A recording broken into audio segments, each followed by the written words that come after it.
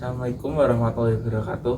Perkenalkan, nama saya Pung Firmansyah, mahasiswa Fakultas Ekonomi dan Bisnis dari Universitas Tikubang Semarang. Universitas Tikubang Semarang memiliki visi dan misi untuk mencapai tujuan pendidikan, di mana visi Fakultas Ekonomi dan Bisnis yaitu pada tahun 2020 menjadi fakultas terpercaya dan terpilih di bidang ekonomi dan bisnis yang memiliki keunggulan kompetitif, berkelanjutan, berbasis pada keuangan, perbankan, berjiwa kewirausahaan, menguasai teknologi informasi dan komunikasi, serta berdaya saing nasional. Dan untuk mencapai visi tersebut, Fakultas Ekonomi dan Bisnis memiliki misi yaitu mengembangkan organisasi fakultas yang transparan dan akuntabel berbasis teknologi informasi dan komunikasi untuk mendukung good university governance. Selanjutnya, menyelenggarakan pendidikan yang berbasis keuangan perbankan berorientasi pada perkembangan dunia usaha dan industri untuk mendukung lulusan yang mempunyai daya saing global, berjiwa kewirausahaan, dan menguasai teknologi informasi dan komunikasi. Menciptakan suasana akademik yang ramah dan bersahabat guna menghasilkan lulusan yang berbudi pekerti luhur, mau dan mampu bekerja sama, berjiwa kewirausahaan, rajin dan ulet, inovatif, dan mampu bersaing secara lokal, regional, dan nasional.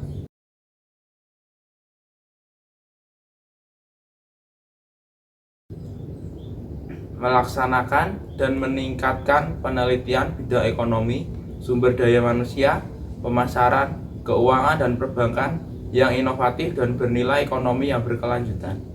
Melaksanakan dan meningkatkan pengabdian kepada masyarakat sesuai perkembangan ilmu pengetahuan dan kebutuhan masyarakat. Menyelenggarakan penelitian dan konsultasi sesuai dengan kompetensi fakultas dan kebutuhan masyarakat. Membangun kompetensi profesional para dosen dan menyelenggarakan uji kompetensi secara kontinu untuk memperoleh sertifikasi dari lembaga-lembaga sertifikasi.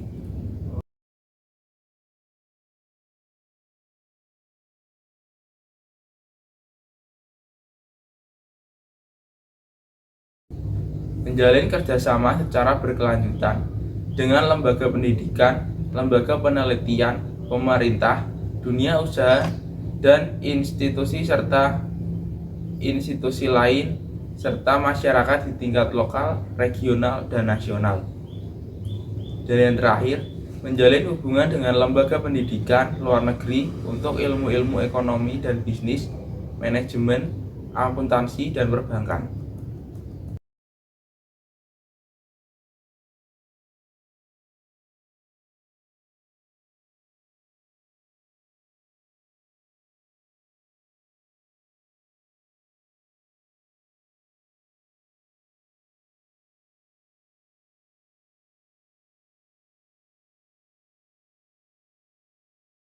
Serta tujuan dari Fakultas Ekonomi dan Bisnis yaitu tercapainya penyelenggaraan tata kelola yang baik dan progresional di seluruh lingkungan Fakultas Ekonomi dan Bisnis, menghasilkan lulusan yang bertakwa kepada Tuhan, cerdas, dan cakap dalam bidang ekonomi dan bisnis berbasis keuangan dan perbankan, menghasilkan desain sistem administrasi yang mampu menyiapkan seluruh program studi memperoleh akreditasi A, menghasilkan rancangan pengembangan dosen studi lanjut jenjang strata 3.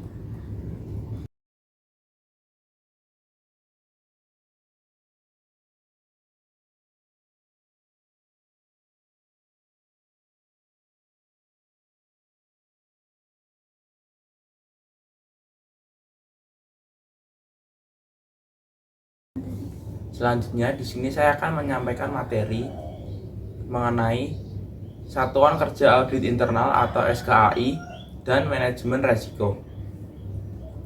Untuk yang pertama,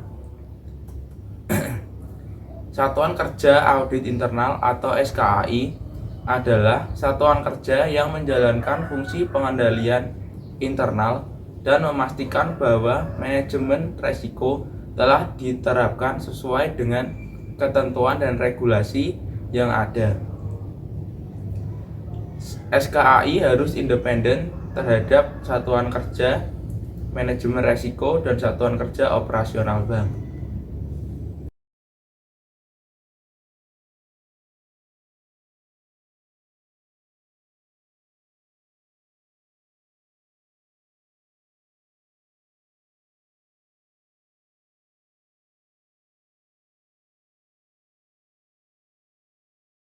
Untuk slide selanjutnya, itu ada struktur, wewenang, dan tugas pokok Satuan Kerja Audit Internal atau SKAI. Yang pertama, SKAI bertanggung jawab langsung kepada Direktur Utama. Yang kedua, dalam melaksanakan tugas, SKAI menyampaikan laporan kepada Direktur Utama atau Dewan Komisaris. Yang ketiga, laporan disampaikan salinannya kepada Dewan Komisaris, Komite Audit, dan Direktur yang membawakan fungsi kepatuhan. Yang keempat, Kepala SKAI diangkat dan diberhentikan oleh Direktur Utama setelah mendapat persetujuan dari Dewan Komisaris dengan mempertimbangkan rekomendasi Komite Audit.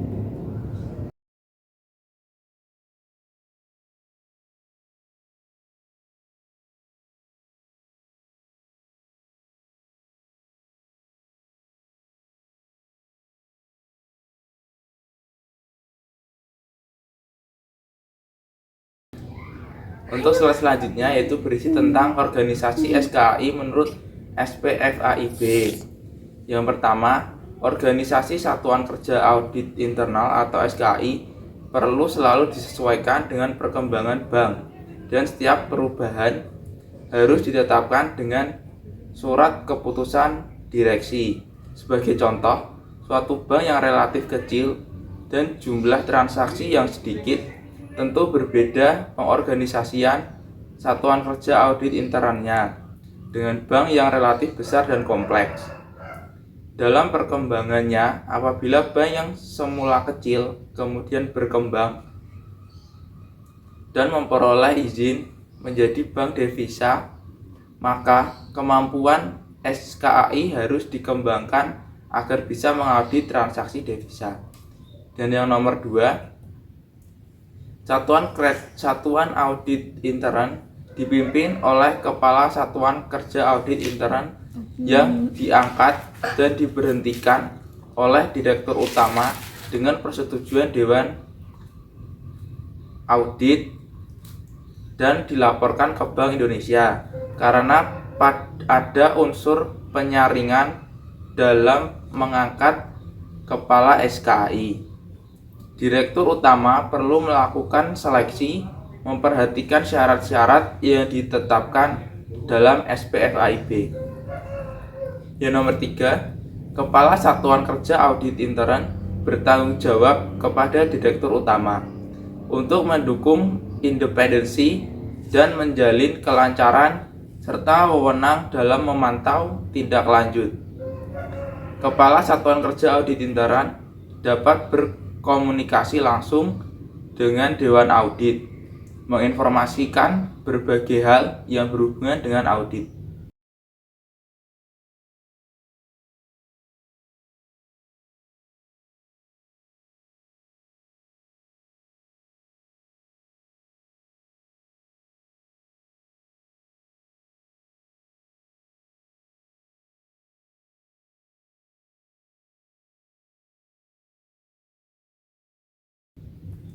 Yang nomor 4, untuk dapat melaksanakan fungsinya, Satuan Kerja Audit Intern yang terdiri dari para auditor, baik secara bersama-sama maupun sendiri-sendiri, harus memiliki pendidikan dan pengalaman yang memadai sesuai norma-norma profesionalisme yang berlaku.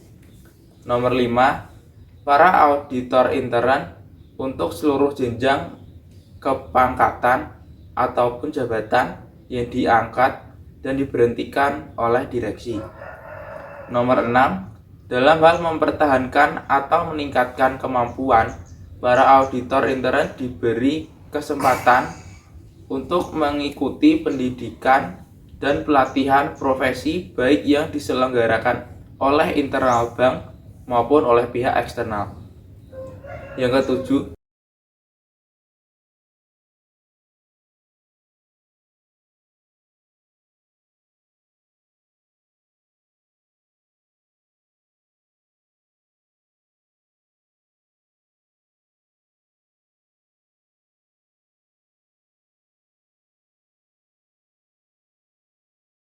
pada pelaksanaannya, para auditor intern dikoordinisir atau disupervisi oleh Kepala Satuan Kerja Audit Intern.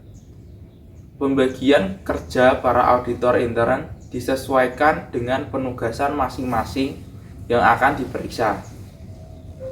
Nomor 8, kegiatan kerja Satuan Kerja Audit Intern disesuaikan dengan rencana kerja dan anggaran tahunan bank yang dituangkan dalam rencana strategis yang dijabarkan dalam penetapan sasaran, rencana aksi, dan langkah tindakan. Yang kesembilan dan yang terakhir, penilaian hasil kerja auditor diukur berdasarkan pencapaian target yang telah ditentukan serta aspek-aspek lainnya. Sedangkan pengembangan karir disesuaikan dengan kebijakan perusahaan yang berlaku.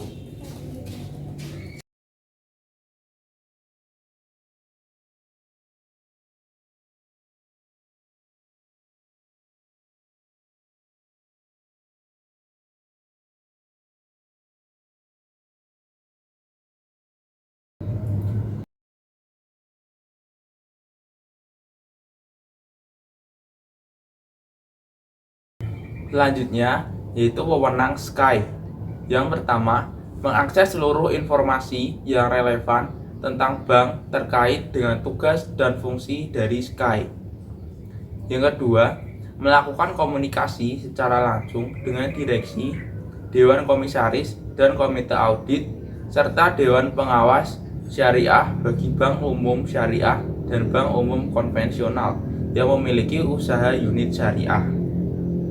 Yang ketiga, menyelenggarakan rapat secara berkala dan insidentil dengan direksi, dewan komisaris, dan komite audit, serta dewan pengawas syariah bagi bank umum syariah dan bank umum konvensional yang memiliki unit usaha bank syariah.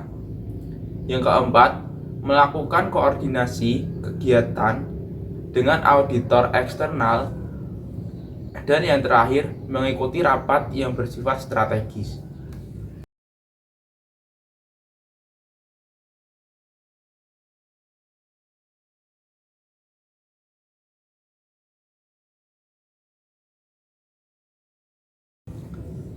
Dan untuk selanjutnya yaitu tugas dari SKAI atau Satuan Kerja Audit Internal. Yaitu yang pertama, membantu tugas Direktur Utama dan Dewan Komisaris dalam melakukan pengawasan dengan cara menjabarkan secara operasional baik perencanaan, pelaksanaan, maupun pemantauan hasil audit. Yang kedua, membuat analisis dan penilaian dari bidang keuangan, akuntansi, operasional, dan kegiatan lain melalui audit. Yang ketiga, mengidentifikasi segala kemungkinan untuk memperbaiki dan meningkatkan efisiensi penggunaan sumber daya dan dana. Dan yang terakhir, memberikan saran perbaikan dan informasi yang objektif tentang kegiatan yang diperiksa pada semua tingkatan manajemen.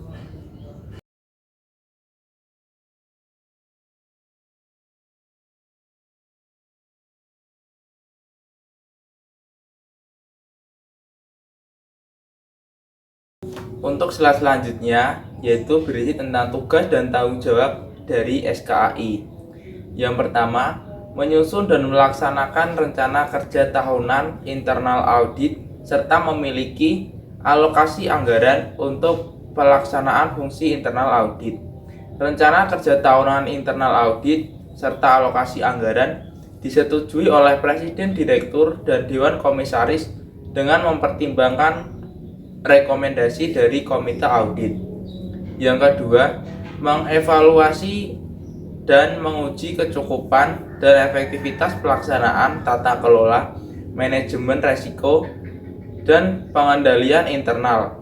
Hal ini juga mempertimbangkan apakah hasil yang dicapai dan proses bisnis yang dilakukan sejalan dengan tujuan, risk appetite, dan perilaku dari values organisasi. Dan untuk yang ketiga, yaitu menilai dan mengevaluasi efisiensi dan efektivitas di bidang keuangan, akuntansi, operasional, sumber daya manusia, pemasaran, teknologi informasi, dan kegiatan lainnya.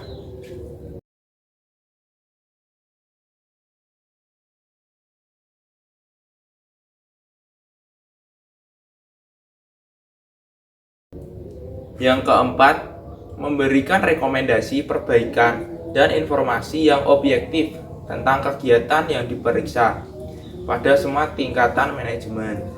Yang kelima, menyampaikan laporan hasil audit kepada Presiden, Direktur dengan tembusan Dewan Komisaris. Yang keenam, memantau, menganalisa, dan melaporkan pelaksanaan tindak lanjut perbankan yang telah disepakati. Yang ke-8, bekerja sama dengan komite audit.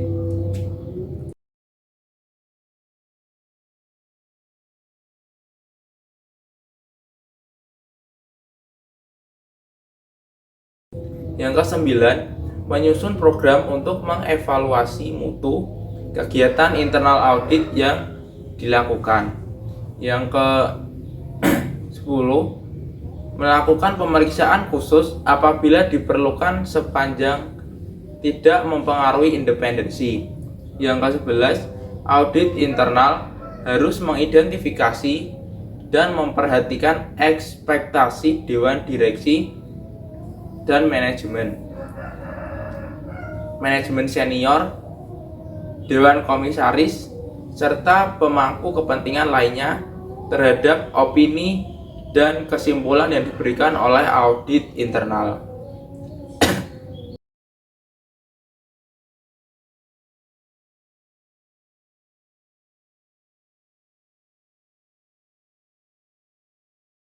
Selanjutnya, membantu tugas Presiden, Direktur, dan Dewan Komisaris dalam melakukan pengawasan dengan cara menjabarkan secara operasional baik perencanaan, pelaksanaan, maupun pemantauan hasil audit.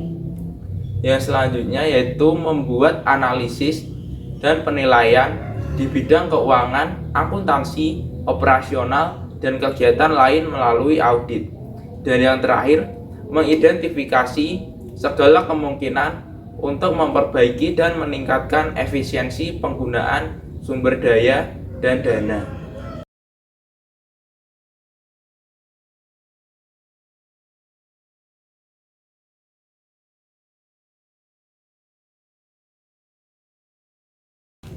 Dan yang selanjutnya yaitu ada permasalahan bank. Sebenarnya dalam permasalahan bank ini ada banyak sekali masalah yang dihadapi oleh bank. Namun di sini saya hanya mengambil 4 permasalahan yang sering terjadi. Yang pertama yaitu dunia industri bank itu sangatlah rumit. Dan yang kedua, bidang perkreditan menjadi masalah yang paling mencolok dalam dunia perbankan. Yang ketiga, penyaluran kredit kadang terjadi tanpa prinsip-prinsip yang sehat. Yang keempat, sering terjadinya mismatch.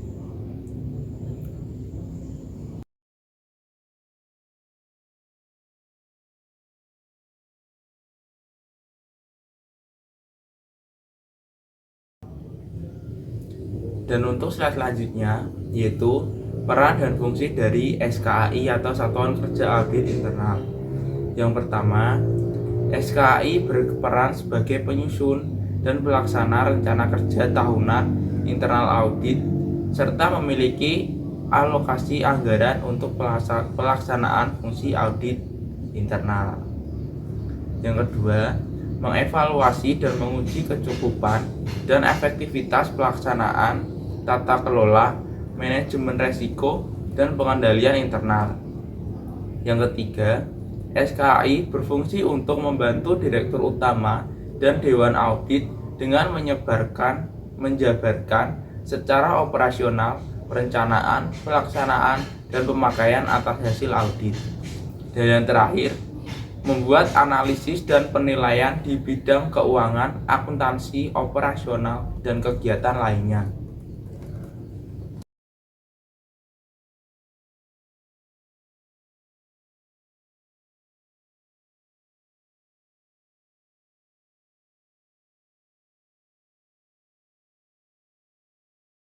Untuk selanjutnya kita masuk ke materi manajemen risiko bank.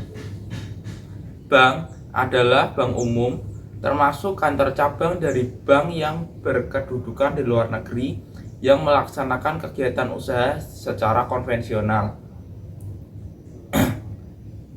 Resiko adalah potensi kerugian akibat terjadinya suatu peristiwa tertentu.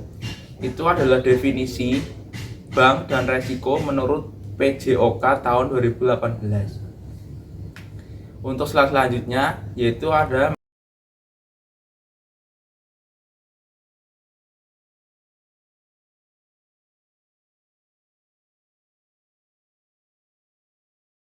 manajemen resiko bank.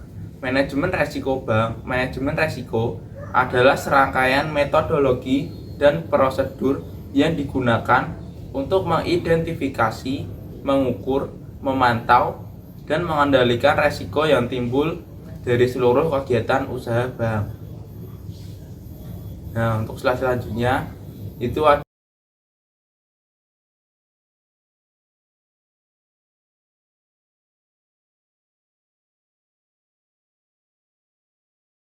banyak sekali jenis-jenis resiko bank. Yang pertama yaitu resiko kredit, kedua resiko pasar, yang ketiga resiko likuiditas, yang keempat resiko operasional, yang kelima resiko hukum, yang keenam resiko reputasi, yang ketujuh resiko strategik, yang kedelapan dan terakhir resiko kepatuhan.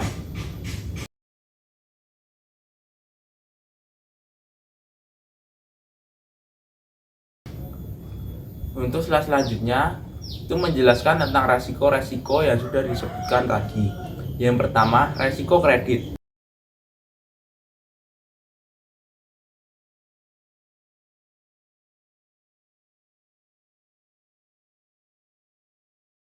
Resiko kredit adalah resiko akibat kegagalan pihak lain dalam memenuhi kewajiban kepada bank, termasuk resiko kredit akibat kegagalan debitur, resiko konsentrasi kredit, counterparty credit risk, dan settlement risk. Yang kedua yaitu ada resiko pasar. Resiko pasar adalah resiko pada posisi neraca dan rekening administratif, termasuk transaksi derivatif akibat perubahan secara keseluruhan dari kondisi pasar, termasuk resiko perubahan harga option.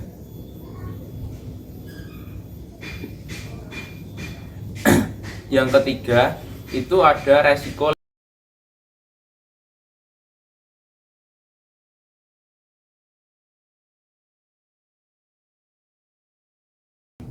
yang nomor 3 itu ada resiko likuiditas.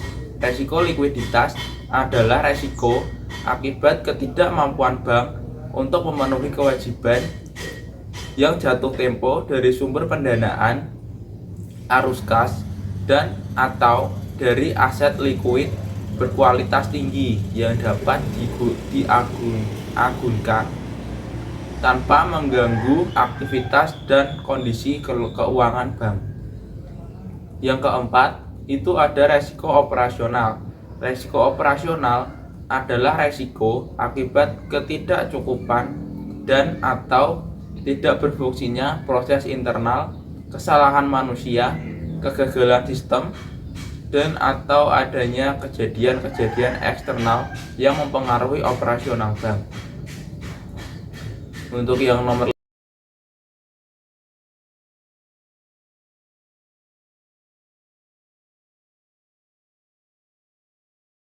kelima itu ada resiko kepatuhan. Resiko kepatuhan adalah resiko akibat bank tidak mematuhi dan tidak melaksanakan peraturan perundang-undangan dan ketentuan yang sudah ditentukan. Yang nomor 6, resiko hukum. Resiko hukum adalah resiko akibat tuntutan hukum dan kelemahan aspek yuridis. Yang nomor 7, resiko reputasi.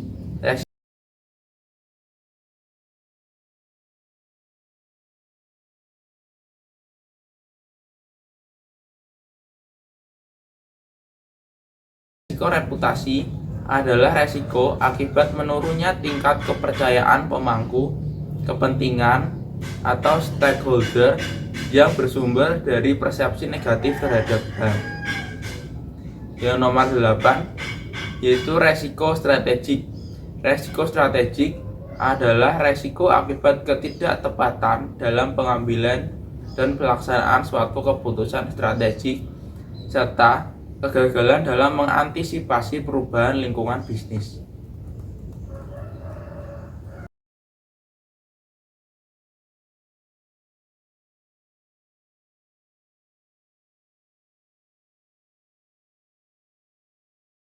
Untuk slide selanjutnya yaitu ada ruang lingkup manajemen risiko, di mana menurut POJK tahun 2018 ruang lingkup manajemen risiko yang tertera pada pasal 2 ayat 1 yaitu bank wajib menerapkan manajemen risiko secara efektif baik untuk bank secara individu maupun untuk bank secara konsolidasi dengan perusahaan anak lainnya.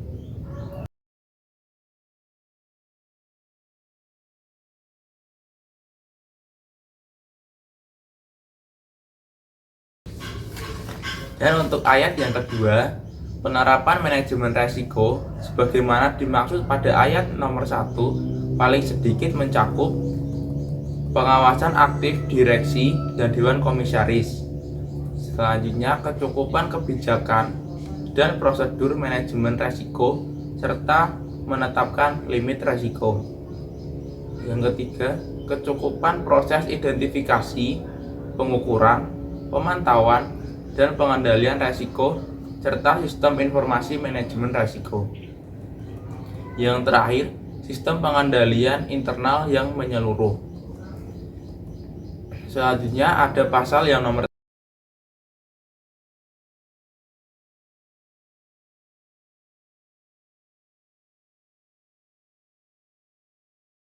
3 yaitu penerapan manajemen risiko sebagaimana dimaksud dalam pasal 2 wajib disesuaikan dengan tujuan, kebijakan usaha, ukuran, dan kompleksitas usaha, serta kemampuan bank.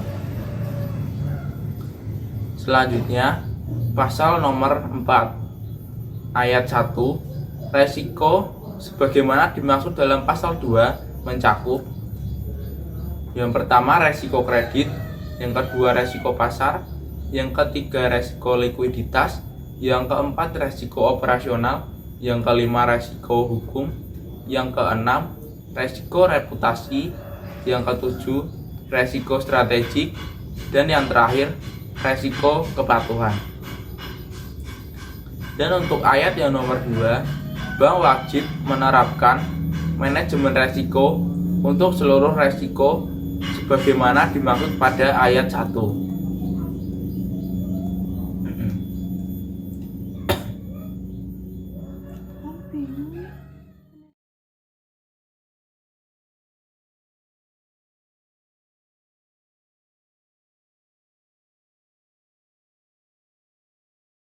Dan untuk slide selanjutnya yaitu ada sistem informasi manajemen risiko.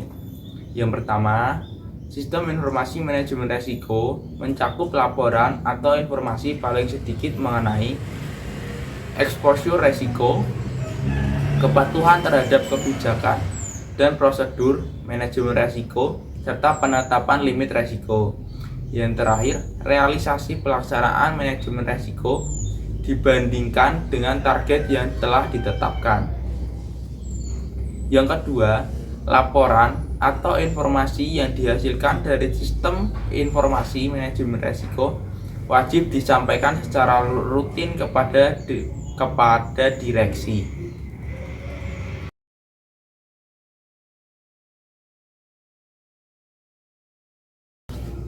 Untuk slide selanjutnya yaitu ada sistem pengendalian. Sistem pengendalian merupakan sistem yang dipengaruhi oleh direksi, dewan komisaris, manajemen, dan personel lainnya dari entitas yang dirancang untuk memberikan asuransi yang memadai terkait pencapaian tujuan seperti efisiensi dan efektivitas operasi, kepatuhan terhadap ketentuan yang berlaku, mengamankan aset, serta reliabilitas dari pelaporan keuangan. Dan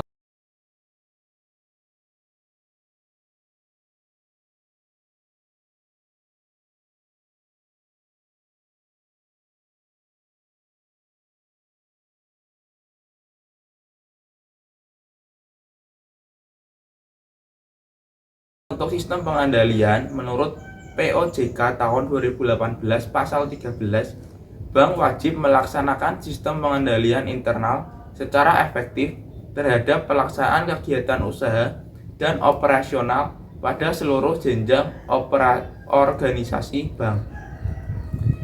Dan pasal 14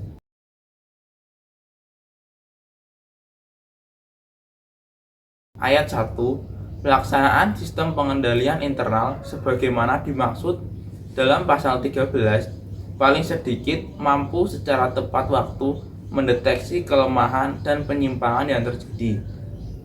Ayat yang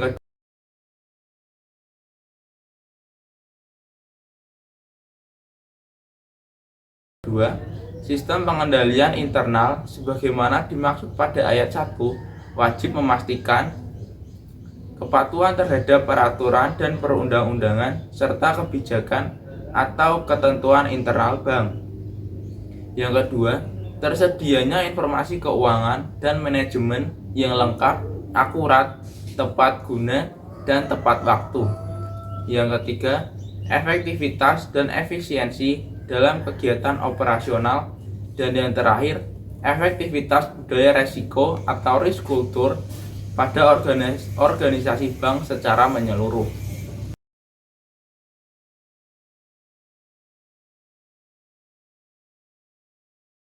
Selanjutnya yaitu pasal 15 ayat 1, sistem pengendalian internal dalam penerapan manajemen risiko sebagaimana dimaksud dalam pasal 2.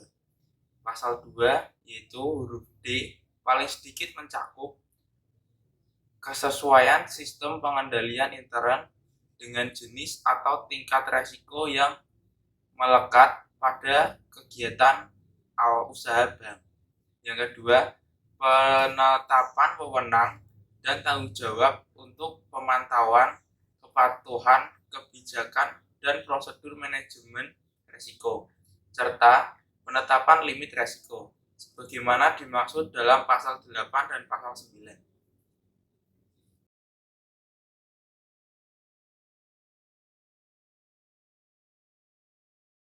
Yang ketiga, penetapan jalur pelaporan dan pemisahan fungsi yang jelas dari satuan kerja operasional kepada satuan kerja yang melaksanakan fungsi pengendalian.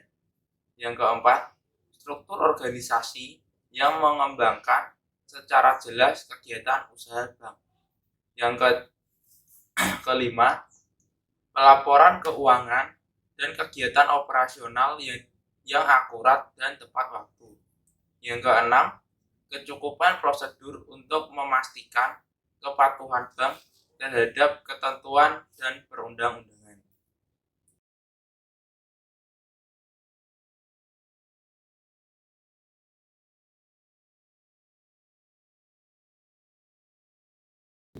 Yang kedelapan, yang ketujuh, kaji ulang yang efektif, independen, dan objektif terhadap prosedur penilaian kegiatan operasional bank. Yang kedelapan, pengujian dan kaji ulang yang memadai terhadap sistem informasi manajemen risiko. Yang kesembilan, dokumentasi secara lengkap dan memadai terhadap sumber operasional, cakupan dan temuan audit, serta tanggapan pengurus bank berdasarkan hasil audit. Dan yang terakhir, verifikasi dan kaji ulang secara berkala dan berkesinambungan terhadap penanganan kelemahan bank yang bersifat material dan tindakan pengurus bank untuk memperbaiki penyimpangan yang terjadi.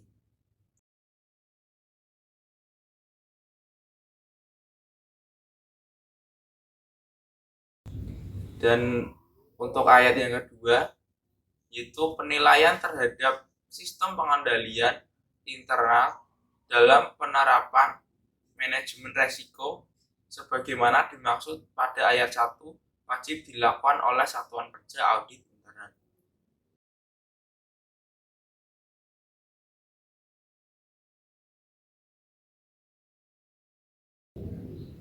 Untuk slide selanjutnya yaitu berisi tentang kebijakan dan prosedur manajemen resiko serta penetapan limit resiko. Menurut POJK 18 tahun 2016, bagian ke-1, kebijakan manajemen resiko pada pasal 8. Kebijakan manajemen resiko sebagaimana dimaksud dalam pasal 2 ayat 2 huruf B paling sedikit memuat penetapan resiko yang terkait dengan produk dan transaksi perbankan. Yang kedua, penetapan penggunaan metode pengukuran dan sistem informasi manajemen resiko. Yang ketiga, penentuan limit dan penetapan toleransi resiko. Dan yang keempat yaitu penetapan penilaian peringkat resiko. Dan yang kelima, penyusunan rencana darurat atau konvergensi plan dalam kondisi terburuk atau worst case skenario. Dan yang terakhir, penetapan sistem pengendalian internal dalam penerapan manajemen resiko.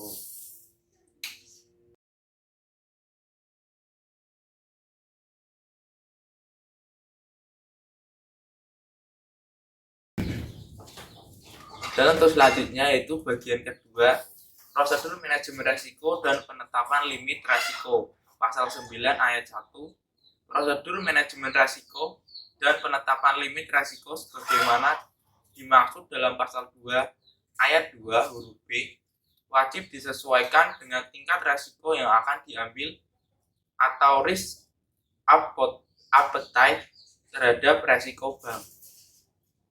Ayat kedua, prosedur manajemen resiko dan penetapan limit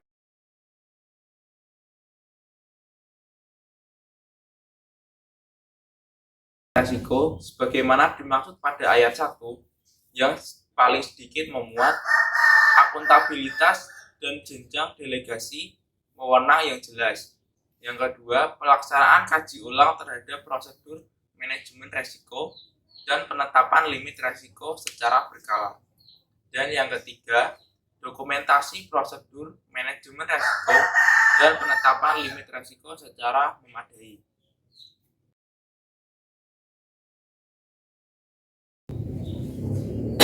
Untuk ayat yang ketiga, penetapan limit resiko sebagaimana dimaksud pada ayat 2 wajib mencakup paling tidak limit secara keseluruhan, limit per jenis resiko, dan yang terakhir, limit per aktivitas fungsional tertentu yang memiliki exposure resiko.